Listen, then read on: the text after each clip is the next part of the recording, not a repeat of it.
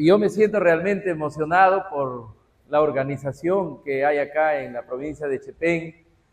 Agradecerles a todos ustedes por estar acá presentes y agradecerles acá al equipo que me están apoyando en la campaña. Sé que el equipo es más, hay personas que no pueden estar acá, pero sus corazones están acá y eso es lo importante. Miren, nosotros desde la Gerencia de Educación, cuando estuvimos ahí, hemos trabajado codo a codo con nuestro ex gobernador, el doctor César Acuña Peralta, con una política inclusiva. ¿Por qué les digo inclusiva? Porque toda la vida, desde el gobierno central, han estado olvidados ciertos sectores de la educación. Y podríamos empezar hablando, por ejemplo, de educación básica alternativa. Que ahí tenemos jóvenes, tenemos personas adultas que no tuvieron oportunidad para estudiar. Por quizás la falta de recursos o por muchas razones que no tuvieron esa oportunidad, pero sí cuando ya han podido, cuando ya han estado trabajando en algún lugar, han estado en la nocturna estudiando o están estudiando actualmente. Ahí tenemos padres de familia, madres de familia, y ellos también necesitan ser atendidos. Y por eso es que nosotros vimos y se ha quedado algunos proyectos pendientes para que todas las escuelas de educación básica alternativa sean escuelas con variante técnica, para que ellos tengan la oportunidad de insertarse en el mundo laboral. Pero para eso se necesita inversión, para eso se necesita la gestión y se necesita estar pendiente de este sector. Si nosotros hablamos de educación básica especial, donde están nuestros niños diversos, también muy descuidados, nunca se les ha dado nada, nunca se ha preocupado el Estado de velar por este sector. Por eso nosotros en Trujillo hemos invertido en algunas escuelas, por ejemplo el CREVE, ¿no? Necesitamos, por ejemplo, tener CREVES en todas las provincias, porque ellos atienden a niños con problemas, con discapacidad, CREVES bien implementados, ¿no? Y todas las escuelas de educación básica alternativa. Nosotros hicimos convenios con algunas instituciones donde había estudiantes de enfermería, estudiantes para discapacidad, y hemos logrado mucho. Miren la alegría que a mí me daba ver a niños que no podían movilizarse y en el tiempo ya podían movilizarse solos de repente para ir al baño, para consumir sus alimentos. ¿Por qué? Porque nosotros ahí no estábamos de repente formando personas para que vayan a las empresas, sino personas para que mejoren su calidad de vida, para que vivan mejor. Y ahí también se necesita inversión. Luego yo podría hablarles de los institutos tecnológicos, pedagógicos, porque yo soy parte de estas instituciones. Yo soy nombrado en un instituto tecnológico, totalmente abandonado. Recuerdo cuando me nombré en mi instituto, había la carrera y existe todavía la carrera. Bueno, en ese tiempo se llamaba carrera de computación informática, ahora la carrera ha cambiado, lo cambié cuando fui director como plataformas, porque teníamos que buscar que los chicos se inserten en el mundo laboral y ya como computación no funcionaba. Pero en ese tiempo nosotros teníamos 2 computadoras. Entonces el Estado crea una carrera de computación y así lo han vivido. Yo imagino que ustedes también lo tienen ahí en el Ciro Alegría, en su instituto. Y todos los institutos totalmente abandonados. Entonces, ¿cómo es que estos chicos podían aprender? Entonces nosotros en la pizarra teníamos que hacerlos imaginar cómo tenían que programar, enseñarles que los números viajaban de manera analógica y se convertían en digital en la pizarra, en ceros y unos. Pero eso no es calidad educativa. Por eso es que yo desde la Gerencia de Educación luché para poder sacar adelante estas instituciones educativas, y es así que nosotros al salir de mi gestión hemos dejado 5 institutos licenciados, 1 que está para licenciarse, y para el próximo año deberían estar ingresando en el licenciamiento de los institutos tecnológicos por lo menos unos 5 más. Que si tenemos 27 institutos, nos faltaría más del 50%. Pero para eso también se necesita inversión, para eso también se necesita gestión. Y estos institutos son los que albergan a los estudiantes de educación básica regular. Pero el Estado no se preocupa, el Estado no le importaba, pero llegamos a ser el primer lugar a nivel del país con institutos licenciados, porque a nivel de país no hay institutos licenciados. Recién se han puesto las pilas, han visto que se tiene que trabajar y se está avanzando, pero hemos tenido que ser una región ejemplo. En educación básica especial también una región ejemplo. Nosotros hemos tenido las escuelas que incluyen, donde hemos incluido chicos con discapacidad o con habilidades especiales, que hemos tenido que cambiar los paradigmas de las escuelas, sí, porque los maestros también se incomodaban y decían, ¿por qué tengo que estar cuidando a un niño con este problema?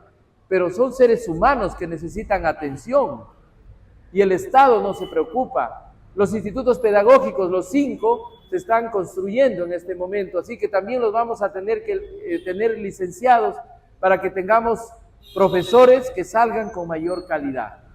Un ejemplo es el Ciro Alegría, un proyecto de inversión que me parece cuesta 70 millones de soles, ¿verdad? En donde este instituto va a tener 8 carreras con tecnología de punta, implementadas. ¿A quién va a albergar? A la población estudiantil de Chepén.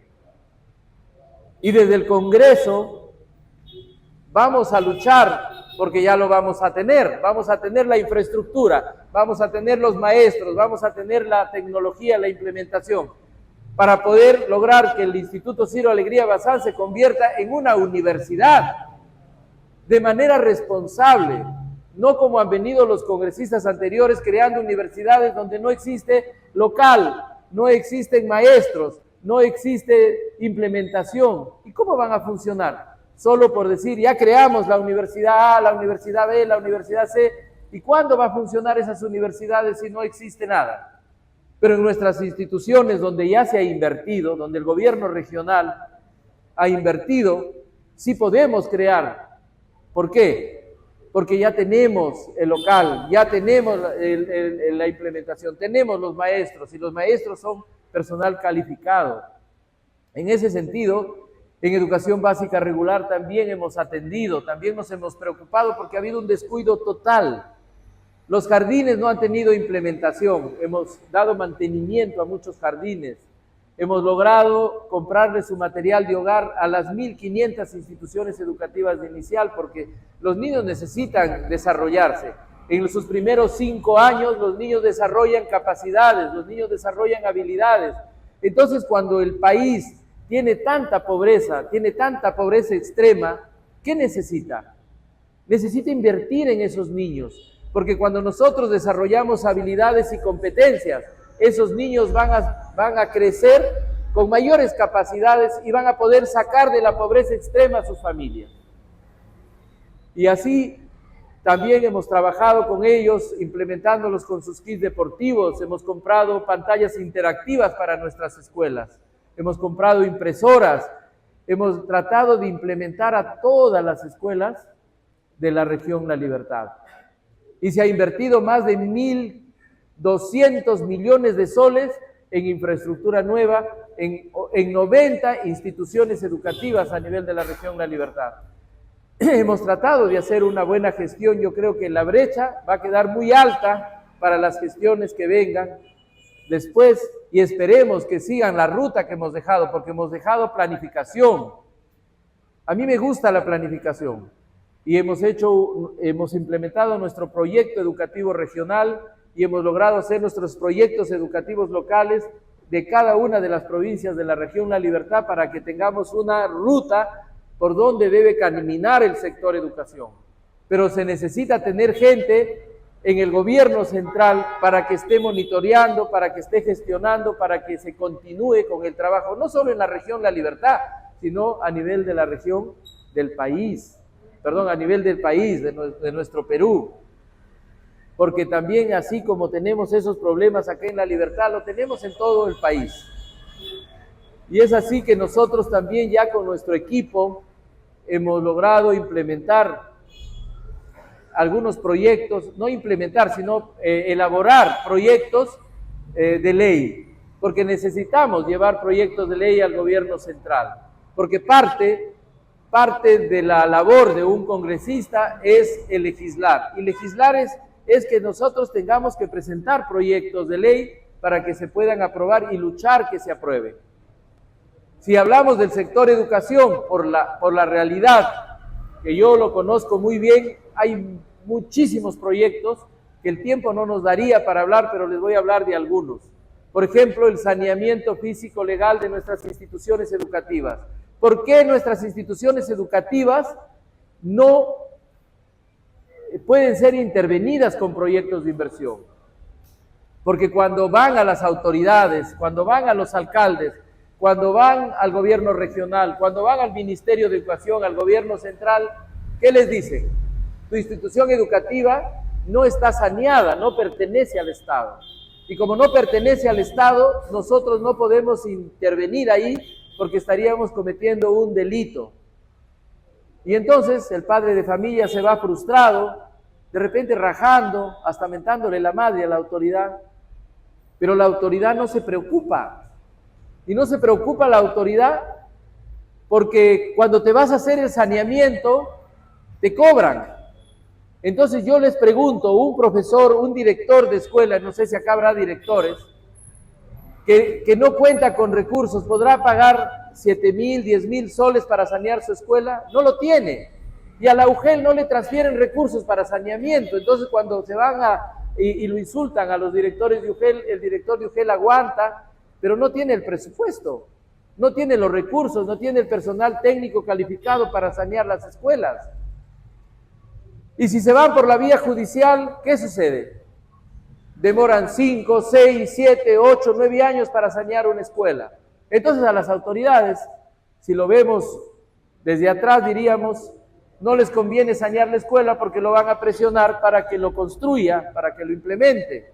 Porque los proyectos de inversión deben ser integrales, no solamente infraestructura, sino implementación también. Entonces, nosotros ya hemos elaborado un proyecto de ley para el saneamiento físico legal de nuestras escuelas, porque conocemos la realidad. Nuestras escuelas no hay escuelas que tienen 10 años, no hay escuelas que tienen 20, no hay escuelas que tienen 30 años. Nuestras escuelas tienen 50 años de creadas, 50, 60, 70, 80, hay escuelas que están ya con 120 años de vida, trabajando en un lugar y es tan fácil sanearlo, porque existe la ley de la prescripción y se prescribe con 10 años. Y si mi escuela tiene 50, 60, 70 años, ¿por qué no lo prescribimos? Porque no tenemos el recurso para pagar y si nos vamos por la vía judicial vamos a demorar. Entonces debe haber una ley que autorice con la simple declaración jurada y agregando la documentación de que la escuela ya tiene 30 años ahí porque tiene su resolución de creación, ¿no? Su código de creación. Entonces con solo una declaración jurada ir a la SUNAR y lograr inscribirla y darle un plazo de 2 meses a la SUNAR bajo responsabilidad funcional de que pueda inscribir las escuelas. Y solo con esa ley podríamos inscribir casi el 100% de instituciones educativas del país. Así de fácil. Ahora ya viene lo otro. Ahora ya tengo mis instituciones educativas saneadas. Entonces ya podemos, mediante también un proyecto de ley, exigir al gobierno que tenga un fondo, quizás el 1% del Producto Bruto Interno, que siempre nos roban, y por eso lo denuncié al ministro de Economía, que siempre nos roban porque la Constitución Política del Estado dice que se debe colocar el 6% del Producto Bruto Interno para el sector educación. Pero lo hacen, nunca lo hacen, le ponen 4, 4.3, de acuerdo a cómo van, y nos roban a educación el resto. Ustedes se ponen a pensar que si con 4 puntos podemos pagar maestros, ¿no? Pagar personal auxiliar, pagar a los trabajadores de la SUGEL y pagar todo el aparato educativo, con 2 puntos, ¿cuánto podríamos hacer? Podríamos nosotros invertir en infraestructura, en donde se necesite. Podríamos invertir en mantenimientos de algunas escuelas donde se necesite, pero para eso necesitamos una ley también para presionar, para que sean castigados los ministros que no están cumpliendo con la constitución política del Estado. Entonces, venimos trabajando en proyectos para educación, muchos proyectos. Por ejemplo, hablamos de los maestros y que se aprobó el proyecto, pero a veces no se ejecuta. Por ejemplo, yo miren, no estoy de acuerdo, quizás el clero no me va a comprender o se van a molestar, porque me parece que ya vinieron con un documento al gobierno regional quejándose, cuando nuestros maestros que son nombrados, y el año pasado yo lo he visto, llegaron 300 maestros nombrados y no pudimos nombrarlos. ¿Por qué no pudimos nombrarlos? Porque son escuelas a las que apoya el Estado y que los administran el clero, los curas, las madres, y para que puedan recibir a nuestros maestros tienen que venir con una carta de aceptación. Y a los curas no les conviene dar carta de aceptación porque solamente les gusta contratar para que los tengan, y también con carta de aceptación. Y si yo pienso, si ya el Estado le está ayudando a esas escuelas con el personal docente, tampoco deben administrar a nuestro personal. Nuestro personal tiene sus derechos, y si tienen que ser nombrados, ellos no tienen por qué dar carta de presentación, deben ser nombrados, porque eso es justo para nuestros maestros. Y nuestros contratados no necesitan carta de presentación, porque si se presentaron y dieron su examen y están dentro del cuadro de méritos, deben ir a cualquier escuela que el Estado está pagando la plata, que el Estado está pagando los maestros. Y a mí no me parece correcto, por eso de llegar voy a luchar para que se rompa esas malas costumbres. Imagínense cuántas cosas son injustas para nuestros maestros, para nuestras maestras, que nosotros tenemos que estar velando desde el gobierno central para que se eliminen ese tipo de situaciones. Yo, por ejemplo, a la beneficencia en Trujillo le he quitado 24 maestros y lo he llevado a que trabajen a nuestras escuelas públicas, porque con eso podemos atender a más estudiantes que necesitan. Había un colegio de niños especiales, el Manusi, que deben haber escuchado, con 16 maestros para atender 30 alumnos. Yo les he quitado los 16 maestros y lo he llevado a nuestras escuelas de educación básica especial. Venían los congresistas, porque son gente de recursos, y venían los congresistas a decir, ¿por qué usted va a hacer? Me llamaban del ministerio, les decía que en la gerencia no mandan ni los congresistas del ministerio. Acá yo soy el gerente y yo tomo las decisiones porque yo tengo carácter. Y si tengo que enfrentarme, lo voy a hacer.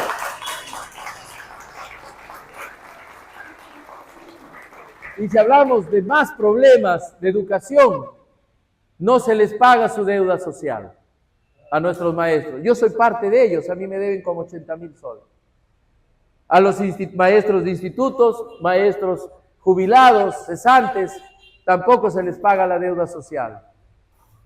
Yo entiendo cuando dicen que se tiene que priorizar, y priorizan a ¿quiénes? Priorizan a los maestros que tienen de 70 años para arriba. Yo no estoy en desacuerdo con eso. Y priorizan a los que tienen enfermedades terminales. Tampoco estoy en desacuerdo. Yo estoy totalmente de acuerdo. Pero sí estoy en desacuerdo que al resto, que son más del 80%, no se les pague ni un sol todos los años.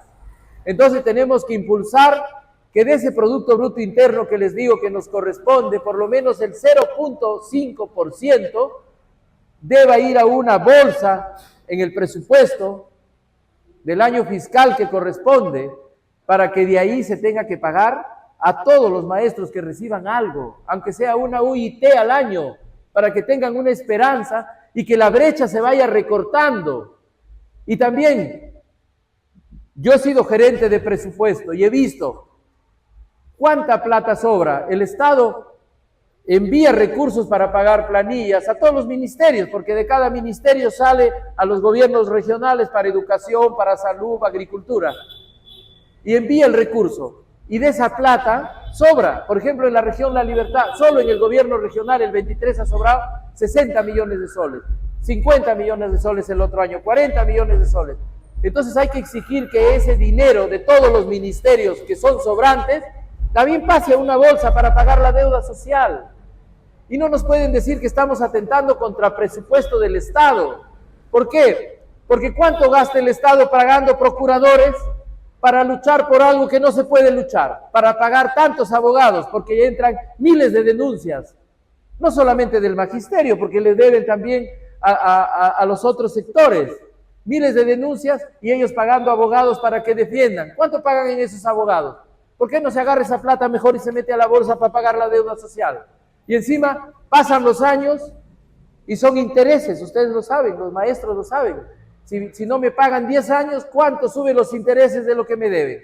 Y esos intereses se convierten en una bola gigantesca y la deuda social cada día es más grande, más grande, más grande y el Estado no lo va a poder pagar. Entonces tenemos que poner punto final y desde el gobierno se tiene que gestionar que se pague la deuda social para los maestros y maestras de todo el país.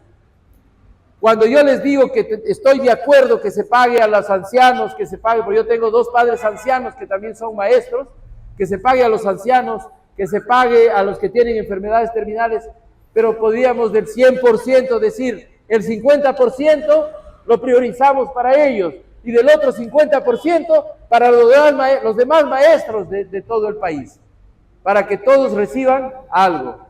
Miren, ¿cuánto tenemos? ¿Cuánto se puede hacer? Pero para hacer eso hay que haber vivido, hay que haber conocido o tenemos que haber conocido cómo se mueven los sistemas administrativos del Estado. Gracias a Dios, desde muy joven yo vengo trabajando. Bueno, empecé como docente, yo he enseñado en primaria, he enseñado en secundaria, luego he estudiado en mi instituto que me nombraron, en universidades del país también he enseñado a nivel de pregrado, posgrado, luego me he dedicado a hacer consultorías a gobiernos locales, luego ya he asumido gerencias. Y en las gerencias yo he tenido que aprender, yo he sido gerente municipal, he tenido que aprender toda la realidad o todos los problemas que tienen en los distritos, que tienen en las provincias como gerente. Porque vienen los problemas, vienen las comunidades a exigir en la sierra canales de irrigación, sus escuelas que están abandonadas, que no tienen ni cerco perimétrico, y los niños corren riesgos, y ver tantas dificultades, las postas médicas, hemos tenido que atender postas médicas, abrir trochas para que pueda ser más cercano a la posta, porque si una madre está gestando y de su caserío se demoran 3 horas a la posta, puede morir. Hemos tenido que ver tantos problemas y solucionar tantos problemas, así que creo que tenemos capacidad para poder plantear, así como en educación, proyectos de ley para mejorar a todos. Problemas de los centros poblados, miren, ese es un gran problema. Los alcaldes de centros poblados que administran familias y que a veces son más grandes que distritos, pero en la ley orgánica de municipalidades indica que hay que darles hasta el mínimo, hasta al 0.25 de una UIT, que es una miseria. Y las municipalidades no les quieren dar, porque los gobiernos locales no les quieren dar, porque simplemente acá el señor Kiko es alcalde de Chepén por Alianza para el Progreso, y él es alcalde de un centro poblado, por decir, del APRA, y él dice, como no es de mi partido, no le doy nada, que se muere ese pata, no les importa a la población. Entonces tenemos que ver, ya lo tenemos, un proyecto también de ley para que las 2.500 municipalidades de centros poblados se conviertan en unidades ejecutoras, para que atiendan, no digamos cosas grandes, pero por lo menos los servicios básicos, agua, desagüe, ¿no? Para que atiendan si hay problemas de repente en un puente que se cayeron esas maderas y ellos lo puedan recuperar. Porque el Estado no los atiende y convirtiéndolas en unidades ejecutoras, ¿qué podemos hacer? Ya podemos pedir de que desde el Ministerio de Economía y Finanzas se le transfiere el recurso de manera directa. Y entonces dirían, pero el MEF te va a decir, pero ¿de dónde vamos a sacar la plata? Porque si tú quieres hacer 2.500 unidades ejecutoras, no le va a afectar al mes, pues hay que quitarle a los gobiernos locales del Fondo Común un 2%, y de ese 2% lo distribuimos. Y no afecta en nada, porque ahí está el presupuesto. Lo único que vamos a hacer es que no se vayan a rogarle al alcalde, sino que de frente venga su plata desde el gobierno central. Y lógicamente, imagínense si nosotros podríamos, porque también hay que reglamentar, o sea, si yo tengo un centro poblado de 2.000 personas, es un centro poblado pequeño, pero puedo tener un centro poblado donde haya más de 10.000 personas, 15.000 personas, entonces hay que hacer una tabla para darle al de 2.000, por ejemplo, una UIT, al que tiene de 2.000 a 5.000, 2 UITs, al que tiene más de 10.000, 5 UITs, que de repente es poco, ¿no? Porque son 5 por 5, son 25.000 soles, pero si alguien ingresa 25.000 soles mensuales, puede atender en algo, en limpieza pública, a su población. Entonces hay tantas cosas que podemos hacer. Los jóvenes, miren, acá hay cuánto joven, pero tienen oportunidades. Por ahí me encuentro con amigos que me dicen, mira, tengo mi hijita que se ha presentado para auxiliar, pero le piden una tremenda experiencia. Para ser un auxiliar con su título, yo creo que no es necesario tener experiencia. Pero hay que reglamentarlo, también hay que sacar proyectos de ley para que protejamos que se reciban a los jóvenes en el sector público, que el 20% de puestos debe ser para los jóvenes que no tienen experiencia, para reinsertarlos en el mundo laboral, porque son jóvenes que tienen familia, que a veces tienen hijos, ¿y cómo los mantienen? Y entonces son profesionales y terminan haciendo labores que no les corresponde, como me ha pasado a mí. Yo cuando me recibí en mi primera carrera, no encontraba trabajo, no hay experiencia, ¿y qué tenía que hacer? Trabajaba de pintor, trabajaba de albañil, trabajaba de gasfitero, trabajaba de carpintero, porque tenía que ver cómo mantenía a mi hija que tenía. Era joven y necesitamos oportunidad. Lo he vivido en mi instituto, cuando yo he tenido ya varias carreras, porque yo tengo actualmente 6 carreras profesionales, veía a mi director y decía, ¿por qué yo no puedo ser director? Pero la norma no me permitía. ¿Y por qué no me permitía? Porque en la norma decía, para ser director del instituto, no me dejarán mentir ustedes, tenías que tener 5 años como director de instituto, así a rajatabla. Entonces yo nunca iba a tener 5 años como director de instituto, era imposible, ¿verdad? Porque nunca me iban a dar la oportunidad. Gracias a Dios después cambiaron la norma y decía, puedes ser director cuando tengas 5 años en cargos jerárquicos. Ya decía, pero entonces sumaba, yo he sido gerente municipal acá, administrador acá, gerente de planificación acá, gerente de administración y finanzas acá, gerente de presupuesto acá, sumaba, tengo 6 años. Hoy si me presento a mi instituto y he cogido, por eso he sido 4 años director. Entonces hay que cambiar normatividad para poder dar oportunidad, porque la gente necesita oportunidad. Y no es que nos peleemos con los trabajadores mayores, sino que todos debemos tener oportunidad, porque debemos ser equitativos. Entonces también hemos preparado un proyecto de ley para eso, y no solamente para que puedan trabajar en el Estado, sino también en la empresa privada. Claro, a la empresa privada no lo podemos obligar para que lo contrate a los jóvenes, pero sí podemos crear incentivos, que de repente le deduzcamos un porcentaje, hay que estudiarlo bien porque lo estoy preparando ese proyecto, un porcentaje de sus impuestos a las empresas que albergan a la juventud.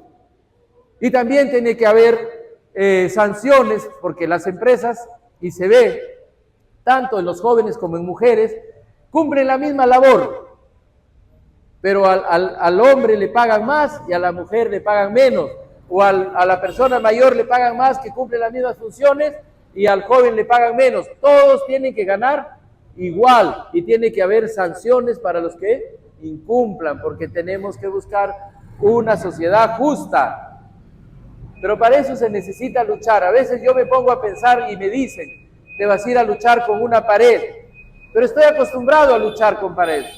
Yo desde la gerencia de educación he luchado contra una pared, he roto sistemas, he roto esquemas, me he peleado con los consejeros, con todo el mundo, pero hemos logrado traer presupuesto y he logrado revalorar al maestro, porque quiero o no, yo como su gerente, Mis maestros habrán visto y habrán dicho, mi gerente pelea, mi gerente no agacha la cabeza, porque siempre nos han visto como el sector más olvidado, porque siempre han dicho, el ingeniero es mejor que el profesor, el contador es mejor que el profesor. ¿Es así o no es así? Y no es cierto, porque todos somos iguales, porque todos somos profesionales y todos tenemos el mismo nivel. Hay muchas cosas que podría hablarles de los proyectos de ley. Voy a terminar con seguridad porque no quiero cansarlos, porque más me importa escucharlos a ustedes. Con seguridad tenemos muchos proyectos elaborados ya, pero uno de ellos es que los delincuentes que los encontramos infragantes deben irse a la cárcel en menos de 72 horas. ¿Y por qué les digo?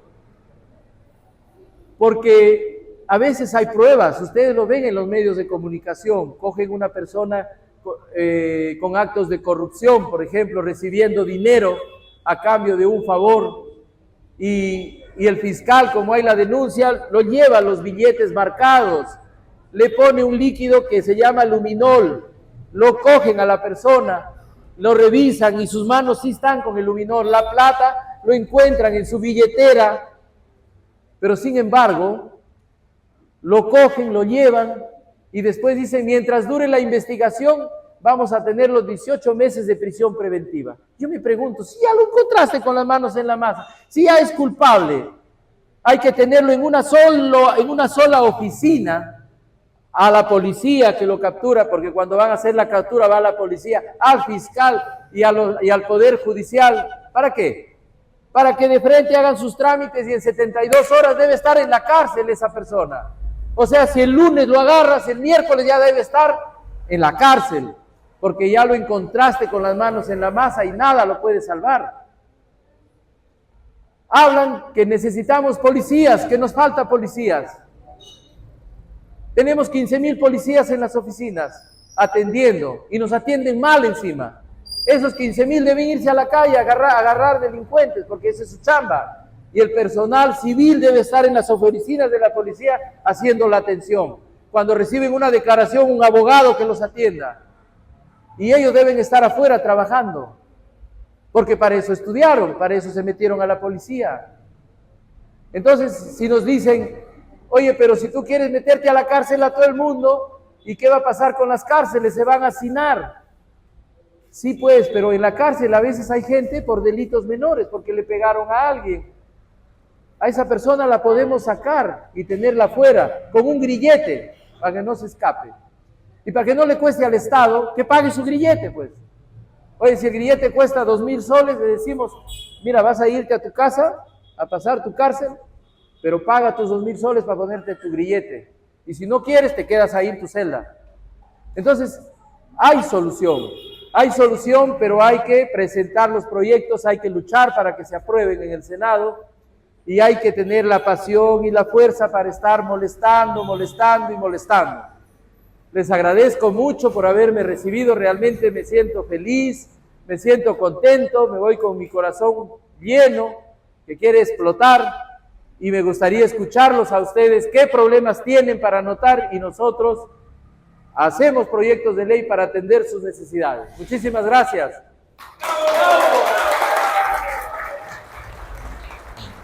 ¡Márcala! ¡Márcala! ¡Y